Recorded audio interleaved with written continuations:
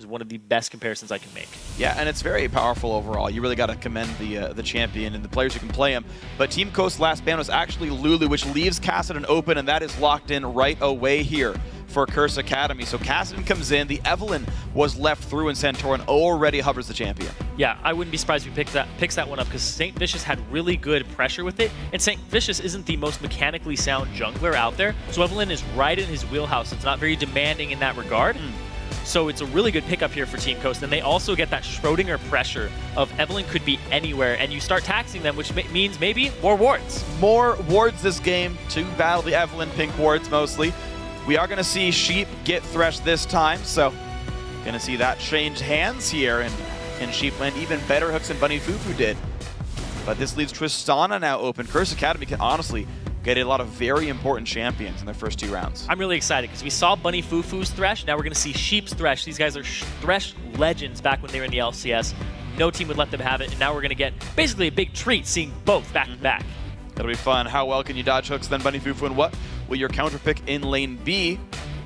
Interestingly impactful looking not at Trist, but maybe at Kog'Maw here as his choice of hyper carry. You don't need to rush pick that as a thing because, of course, you expect Mashers to go for Trist regardless here, but that will be locked in. Kog'Maw comes in. Braum will be the support there to keep him alive. That is a champion that is actually okay being hooked, I guess. There's a lock in for Bunny. Yeah, Bunny's played a lot of Braum recently. It's his most played so far in the Challenger Series, tied with Thresh if you count the last game. So no surprise there in that synergy in the bot lane with Impactful. We'll have to see what he can do, because now Impactful is on a hyper carry.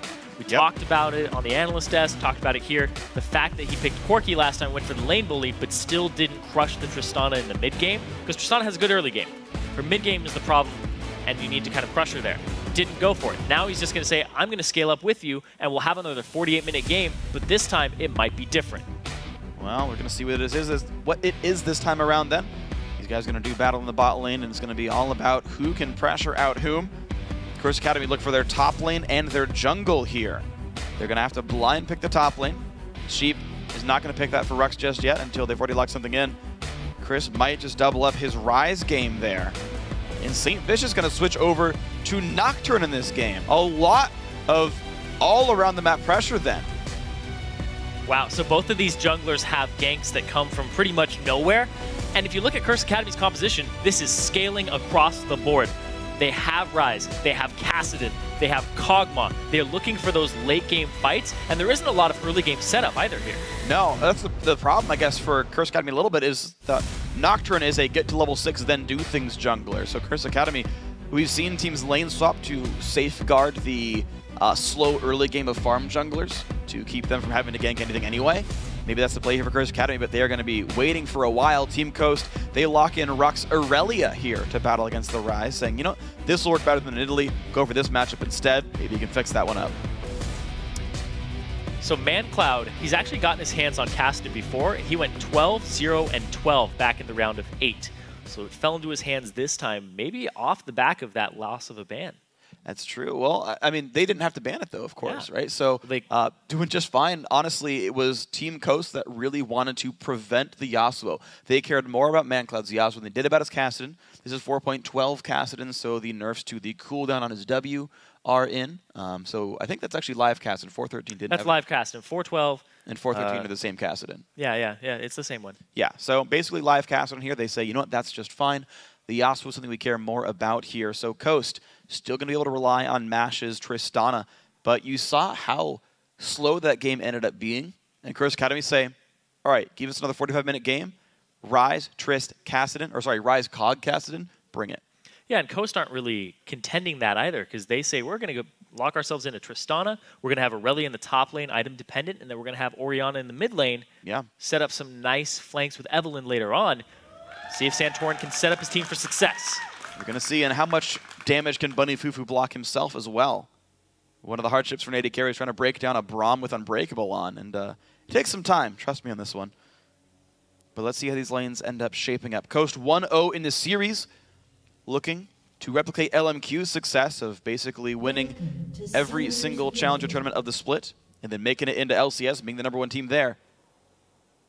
There's some throwbacks here from Coast, because Golden Glue, in his debut in the LCS, he played Orianna. I think he got a quadra kill that game. He did. His very first game in the LCS. So you know he's proficient on this champion and that he is very comfortable on it. Because when you first join the LCS, you want to impress people. You want to play something that's going to showcase your abilities.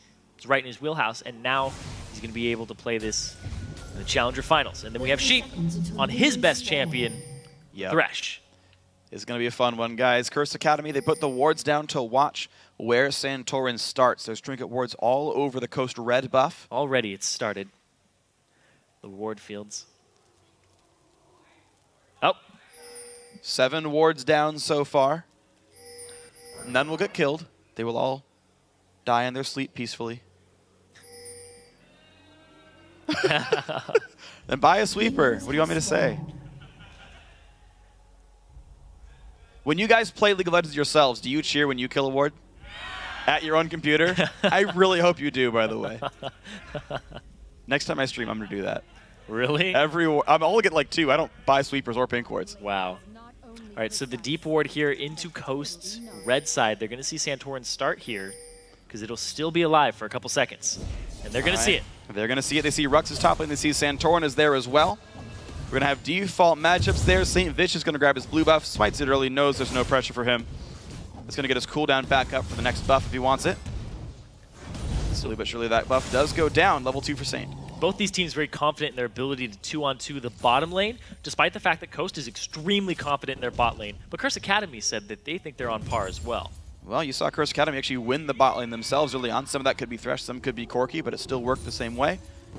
Mash, only missing 1 CS in the first wave. Impactful looking to make it perfect. Can he get it? 4, 5. All right, that caster minion. Ooh, Sheep making it tricky there.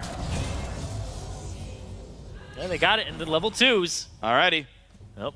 So far, perfect for Impactful, and Mash is going to keep this lane pushing on in. Rux already going for the level 2 damage, killed the first melee minion, went in for it.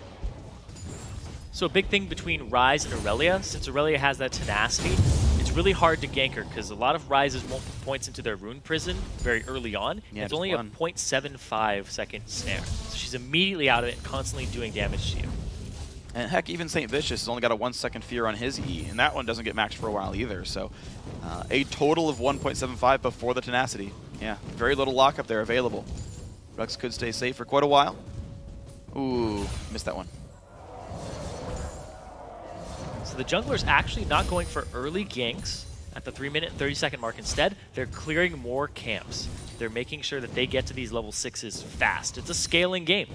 Well, very few of the lanes are gankable for Santorin, except for the mid lane here. He could jump in and deal some damage to ManCloud, but it's the Ryze under his turret, Bunny Fufu and Impactful under their turret as well. Evelyn can't do anything there. Yeah, ManCloud is actually up in CS right now over Golden Glue, despite being casted in against Orion in the early game, and the Clockwork Wind-Up Harass is just not coming through. Yeah, he's still got Blast Charge, he's still got potions as well. This is maybe not the sort of situation that Coast wants here, but... Wow. Early back from Santorin to get the Spirit Stone and wards already. Alrighty then. And meanwhile, it's Machete for St. Vicious. Really wants the fast clears pink ward for him. That pink ward, it's going to go somewhere on this map. See how long he lives. Good call. Boom. Did you really just predict the pink ward was going to go down somewhere on the map? I was just going to say we had to keep our eyes on it after. Oh, okay, yeah. You didn't hear the second half of what I was saying. Sorry, I jumped in there. Santorin getting some good work. Look at this. Walks all the way over to the Wraith Brush. Gets the ward down.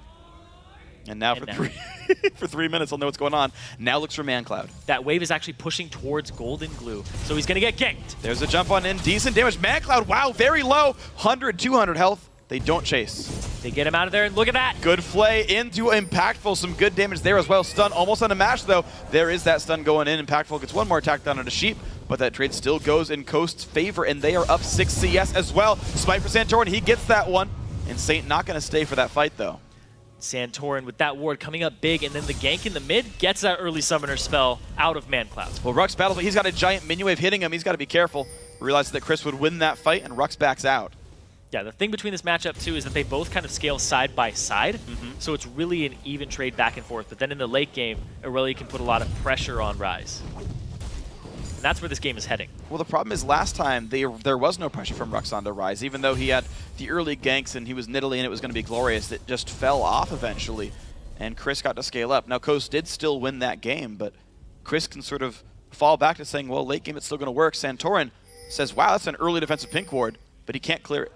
Yeah, he can't go for it right now. He has no idea where St. Vicious is or where the rest of the team is, and you can see that ManCloud is already feinting towards that side to discourage that clear.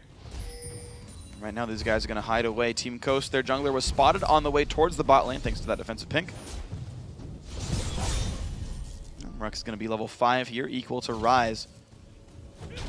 No gank pressure just yet. Equal gold on both sides. Laning phase, they're fighting back and forth, but ultimately, these teams treading water so far. It's just Bunny Fufu down here, because Impactful back and they're going on him. There's the hook. Bunny was completely alone, has nowhere to go, will flash for it, and does he get away? 2 flashes burned for Coast, and they pick up the kill. And it's first blood onto Mash. The patience in that gank was crucial. Impactful went back to base for a Doran's Blade and the parts of a Phage.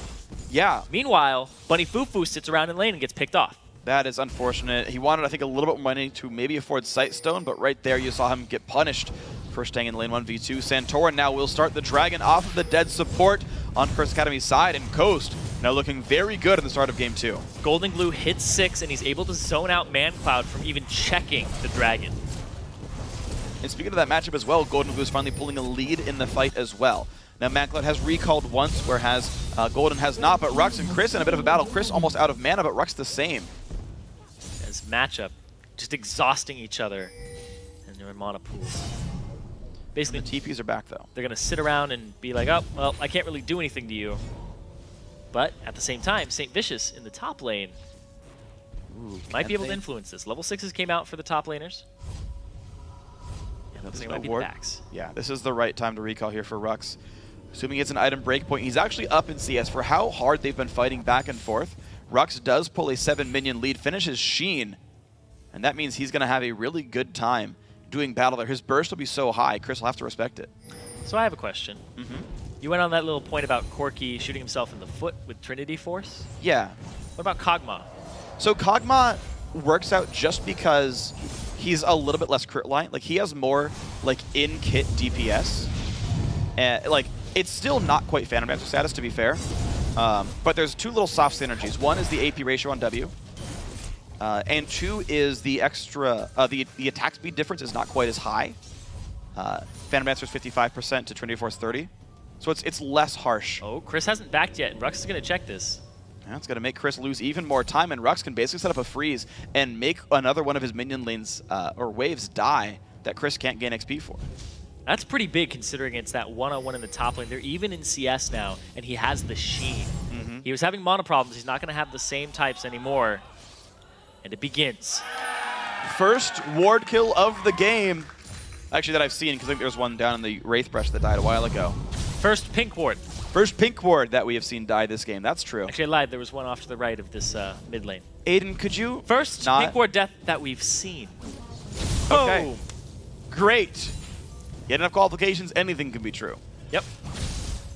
First co-caster named Aiden. That is now. Oh! Moving on there. Golden Glue does still get hit with the fear. Damage comes all right. St. Vicious is not going to chase too long. Has to flash the shockwave, though. Bit of an over chase, but still an ulti burned. Yep, Golden Glue does have the blue, though. So that ulti will be up in a little bit. Santorin sticking around. Chris put the pink down again. Ward? Phreak. Hey, they did it first. You started it, audience. Doesn't mean you get to continue it. Yes, it does. Oh, Chris! Ward? I do. Oh. Chris knows where it's at. He knows what's up. Impactful, got to be a bit careful though. Wow. Sheep wants this one in. Flay and box. This is a strange Ulti trade. popped by Bunny Fufu. Sheep losing health, and in comes Chris. Slowed down by the box, but there's the flash. Mash has nowhere to go, and 2 kills go to Curse Academy. They went way too hard for that, considering even they started the fight with less HP on Coast's side. Curse Academy just turned it around and don't fall prey to Sheep's Thresh. Yeah, so double kill picked up there, and it's going to be Santorin and Rux answering back into this one. Golden Glue very low on health. Ignite is on. This shield, I think, will hold, though. And Golden Glue just barely survives the all-in from ManCloud. 60 HP left, saving himself. And in the top lane, it is going to be that push because the TP from Chris bottom might reward them with turret, but if not, it's a lot of damage. And wow, he's stuck bottom. Well, the TP was used. 2 kills were picked up for it. They will likely trade turrets at the end of it all. Super worth it for Curse Academy. Mid lane now got the push going through. Of course, that was Manclad pushing Golden Glue out of the lane. Now Rux is going to get himself damage on the turret. Saint's there. He won't even get it. Look at that by Saint. Yeah, Saint gets him off the turret. So low. It's about 200 HP left on that thing. Maybe a little bit more. I remember what I was going to say now. You're my favorite co-caster, named Aiden. Okay, okay. If you qualify everything enough, it eventually becomes true. Santorin, spotted by a ward here, but he knows about this. Yeah, this is the one from way back when. He's getting his vengeance now. Santorin takes the ward down. Woo! 11 minutes, 24 seconds into the game. Ward goes down in the jungle. And MASH does get the answer back at this bottom turret. Zeal plus BF sword, high damage. Impactful gets hooked on in. Nowhere for Cog to go, and Ko suddenly owned the bottom lane. They just wrapped around him perfectly. They got the flash of Bunny Fufu over the wall, but now the rest of the team from Curse Academy are going to start looking top. And that is a dead ward here. That ward just saved Rux, possibly. Yeah, he is running away from this one, but these guys are now trading very aggressive moves back and forth. Top lane outer heavily under fire by Curse Academy. St. Vicious is around as well. There's no one to defend it from Coast. They instead look for the mid lane a little bit. These guys are basically trading aggressive moves. They're not necessarily responding directly to assaults, but attacking elsewhere at the same time.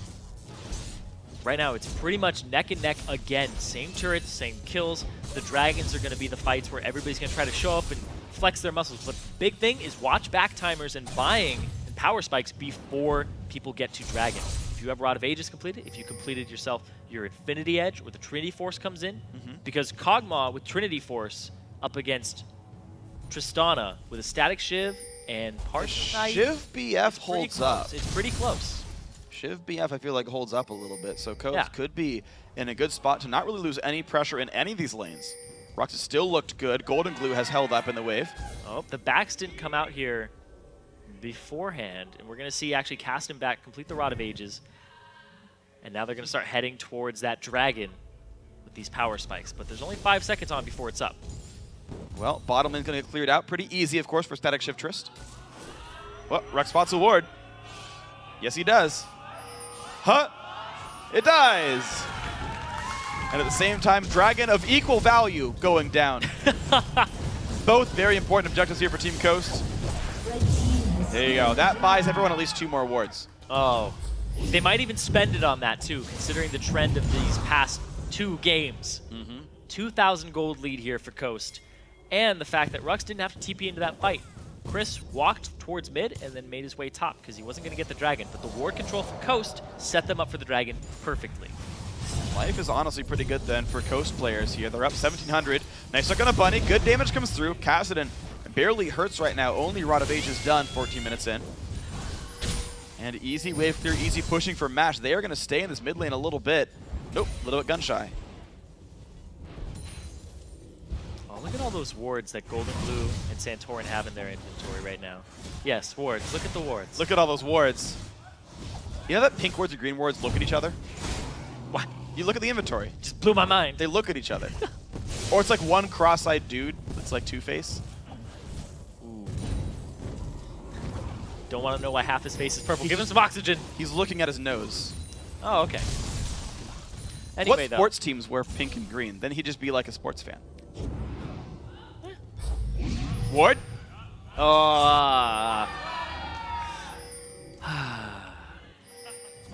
You know, if we ever made team wards as like an LCS team, it would be everyone's favorite team. But they would cheer every time they died, so which way would it really go? You would cheer when one of the members of Team Wards died? You'd have to. Man, I wonder if that would be demoralizing. But anyway, a lot of members of both teams in the middle right now. But Coast, they have that numbers advantage because Mancloud's pushing bottom, and they catch Bunny when the turret goes down. And the turret dies, and there's the ulti engaged. They do what they can, but that is a support dead. Naruto comes in for Saint, but he's got nowhere to go into. No, he does go in, almost by himself. Flashes out immediately. That was over-aggressive. Chased by Rux. Kill comes they out. Get Chris. Sheep finds Chris, and that is a very dead Rise. Shockwave claims the kill. Eve did die in the wings, but that is still a 3-for-1, and Coast get a lot of control from that. Yeah, they are up about 3.6k gold now. They're pushing this middle, and they have that attack speed and the damage behind it with the BF sword. Yes, they do, and look at this turret going down. No one is really there to defend. Curse Academy, their comp is all about scaling for the late game, holding on and waiting until 25 minutes later than it is now. And Coast taking it to him already. Yeah, we talked about just wards over and over and over again, but the ward control all game has really just been in Coast's favor, and the fact that Santorin is so much pressure just from being Evelyn. St. Vicious, how many Nocturne ultimates have we seen that have been effective this game? Not a lot. No. We saw one right there that started that fight off, but it was kind of just damage control, and he ends up dying anyway. Chris goes for a flank, but the fight is already over by the time he gets there. So these decisions, these trickle-ins here, are kind of reactive to what Coast is doing because Curse Academy don't have the vision control. ManCloud was pushing bottom the entire time. They don't really have the champions to push the issue either. Like, this is the Curse Academy lineup. They have limited wave clear with just a Kog'Maw, their only like great range champion. I suppose Chris can do it as well. As they wait for late game, they don't even have necessarily elements to hold on to a game for this long, as Coast played generally pretty aggressive. Good split by Chris though. Saint shows up for it. Saint, by the way, also going late game, going for a Feral Flare plus an AD Nocturne build. Yeah, he's going to get that Brutalizer is what it looks like. It could possibly be Bilgewater Cutlass. Yeah. Yeah. Both are good. Yeah, it's really late game here between these two teams. So the advantage that they get only matters if they get it to power spikes over their opponent. If they both get to 6 items, it's really what can your comp do, what's your positioning like. Sure. Right now, Curse Academy, they're only down 4K. Maybe that's enough for them to hold on to. That is a Cutlass. So he's going to go Blade of the Ruined King. Ooh. That's going to shred some people in the late game, but not a lot of them are going to build HP. I actually see a lot of junglers stop at Cutlass just to add CC to their kit. That's true. And like, so Saint could build a Youmu's from here, or he could go tank from here. I've seen both builds. I do want to know which one he goes for. He will be squishy for a while, though. It will take some time for Saint to be tanky, and he will always die to mash in a 1v1. Yeah, these two compositions have some pseudo tanks in them. You have the Aurelia who will get tanky after about 1 item. It depends on his second item as well. I've seen some Zephyrs in there, depending on the amount of CC. And then you see Chris on the Rise. Yeah. That eventually gets tanky. That kind of just coincides with his damage and DPS build. I like that his name describes his damage output throughout the game. Rise? It always rises.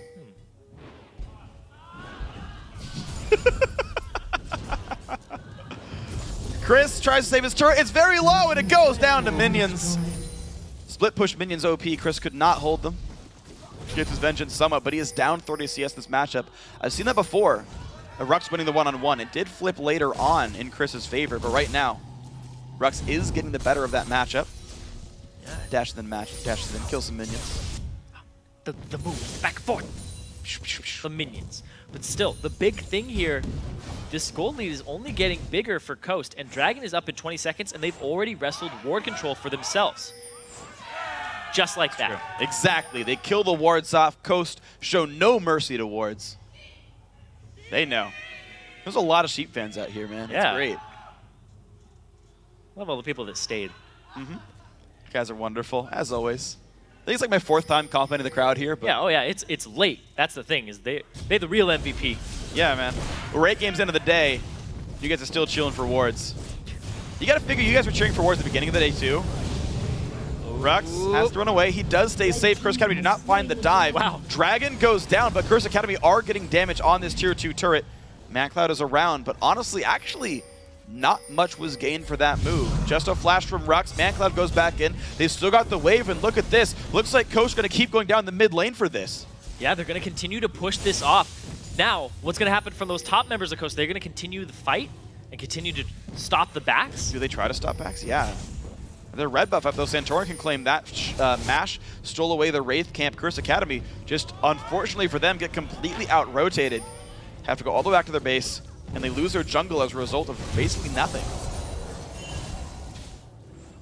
Not even wards left in this northern jungle. Yeah, there's nothing here. If we just did a vision game and swapped it back and forth, you'd see that the Dragon control is completely in Coast's favor. Curse Academy, they've just kind of sacked that and said, we're going to get some on top and near Baron, so we can just come back with more once we backed, fight over that area, and just start making objectives come into our favor. But I don't know how how much the gold lead will be by the time they do that. Well, here's what's troubling for Curse Academy. They all just recalled. How many wards do you see in their inventory? Yeah. They all just recalled. They have no vision at all, and no one pitched in. Feral Flare and a Sight Stone is the only ward coverage these guys have. The trinkets are even on cooldown as well. This is the making of something very rough for Curse Academy. They could get picked out here if they're not careful. I think that the people in our audience are really high elo. Yeah. Because they buy so many wards. I know. They're like, you backed and you didn't get wards? Boo! Exactly. See, because if you're going to solo queue, wards win you games. Statistically, they win you games. Yeah, they do. And in practice, too. Sheep, though, he knows all about wards. He's got a Sight Stone, Pink in the inventory, use a sweeper and a brush. Bunny Fufu knows the same. These guys know what's up. They're playing the vision game.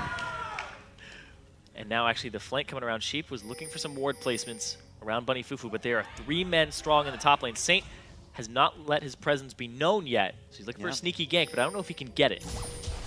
Once again, ManCloud in that bot lane, he doesn't have TP on that Kassadin. He's just trying to farm. I mean, that's all Curse Academy are going to try to do, but how well can they react to Baron plays here? Coast, sweep more wards away. Rux wants a way in. Soccer ball ward, I like that. And they're just going to continue to push this top lane now and get vision control over the Baron. It's completely in Coast's favor. Look at all those pink wards in that pit. And here's Mash, here's Sheep, here's the rest of the team. They are just rushing down turrets because who cares about neutral objectives? But you can take your opponents, though. Rux gets a slow in the face. Chris has to be careful. Knock up onto many. Shotgun pulls in Bunny Fufu, and down he goes. 1 for 0. ManCloud jumps into the fight, but there's really not a lot of damage follow-up. Coast back away easily. It's a 1 for 0 off the back of that. They might get this turret. They're going to look for only one caster being alive. Chris and ManCloud go back in, but that hook onto Impactful, would you believe it? Rux will go down for it, but ManCloud dies just the same. That makes it a 3 for 1 for Coast. That's almost going to guarantee them this turret. This push, they're just going to face tank it and get some more gold in their inventories. And who else face tanks it but Sheep himself? He's been killing the wards, he's been taking the turrets. That is an objective-focused man right there.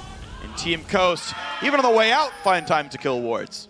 They might go for a Baron play here, but instead they're going to back off and just let that vision control do the work for them, because even if Curse Academy rushed it right now, they'd get there and then they'd have to spend a lot of time clearing these wards out before they attempted the Baron. Well, that's true, and Coast, though. We're going to see some ward deaths here. Yeah, we are. Cover your eyes. No, look. Gaze Cover upon. the children's eyes. Uh-oh, the observers are starting to troll the audience now. They have gone away from the ward kills. It's a family game. Yeah. Has to be age appropriate. No ward deaths. It's too gruesome.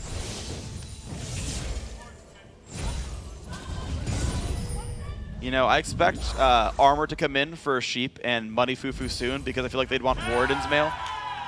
Oh boy. Yeah, but speaking of wards, look at all the wards that Coast have in their inventory. Yep, they got plenty. They're ready to rock. They're ready to put more wards down around that Baron area. They now have about a 9,000 gold advantage. Mm-hmm. And it's going to keep growing, it feels like. Coast have been playing this game very cleanly. Again, Curse Academy, they're by default going to cede map control. It's a late game team. The question is going to continually be, how much does Curse Academy give up? What do they fight for? How much does Coast get before Curse Academy really turns on? Now, items can completely compensate for kit differences. 6-item Corki will crush 1 item Tristana, for example, no matter what. And Mash is staying above Impactful. Oh, yeah. And Golden Glue staying above ManCloud. Mash's damage output right now is hitting those big spikes, especially in compared to what Impactful has. He doesn't even have a second attack speed item on Kog'Maw. Yeah.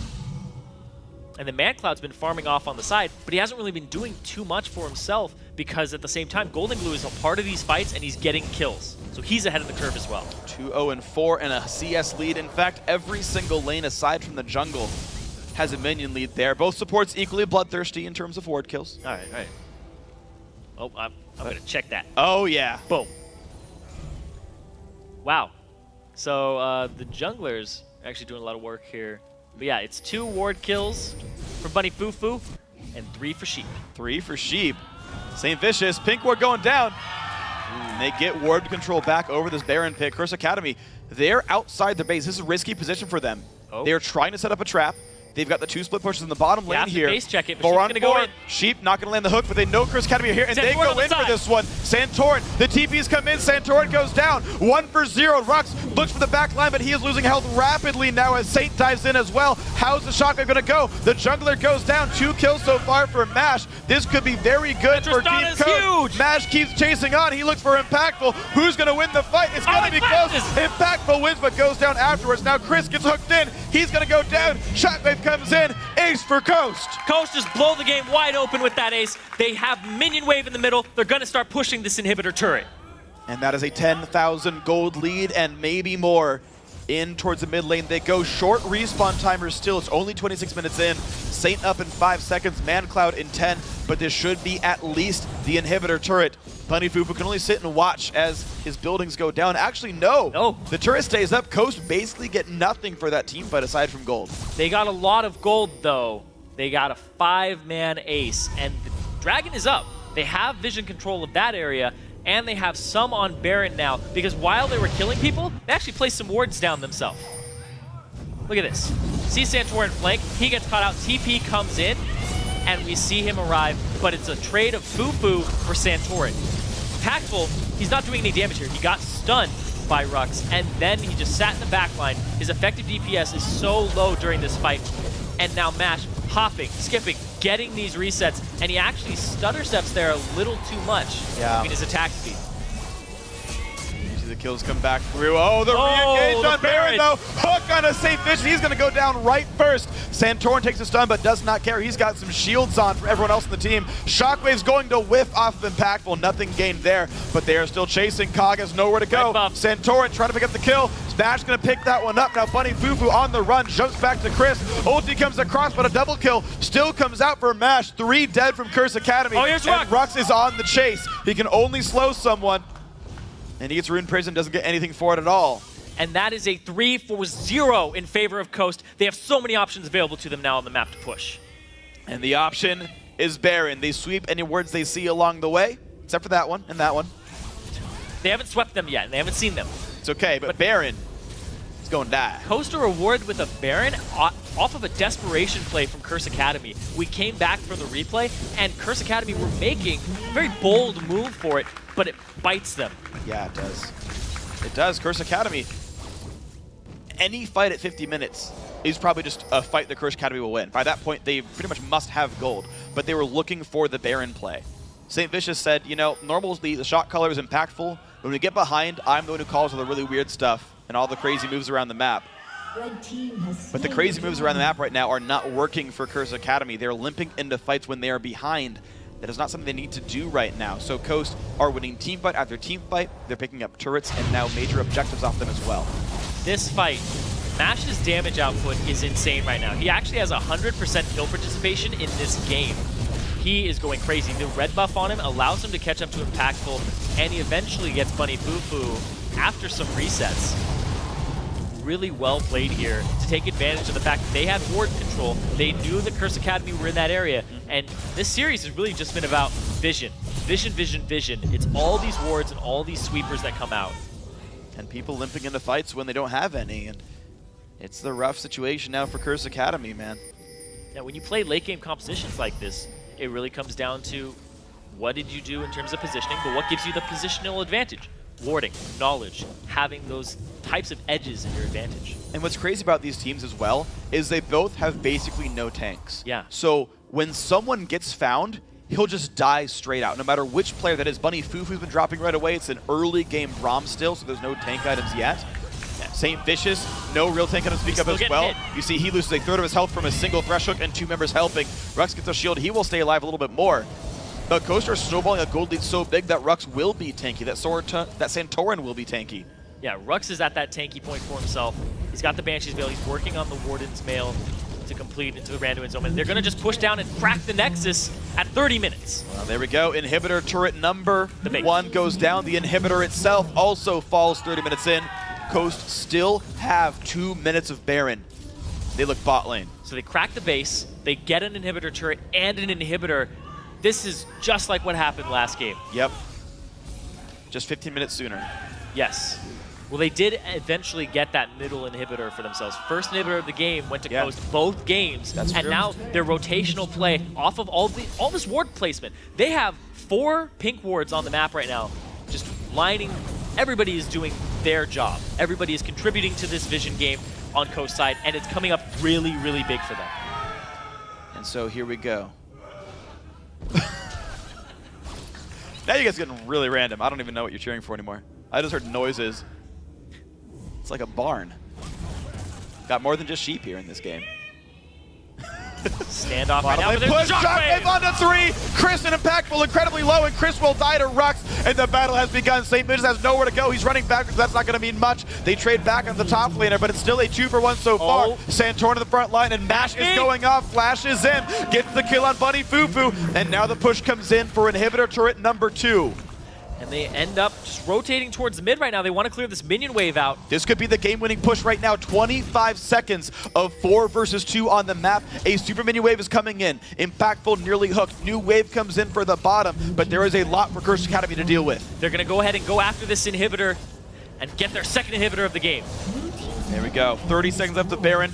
Coast will actually back off of this one. +2 kills in that fight. Another inhib and inhib turret goes down. Coast keep snowballing this lead. It's now almost 20,000 gold.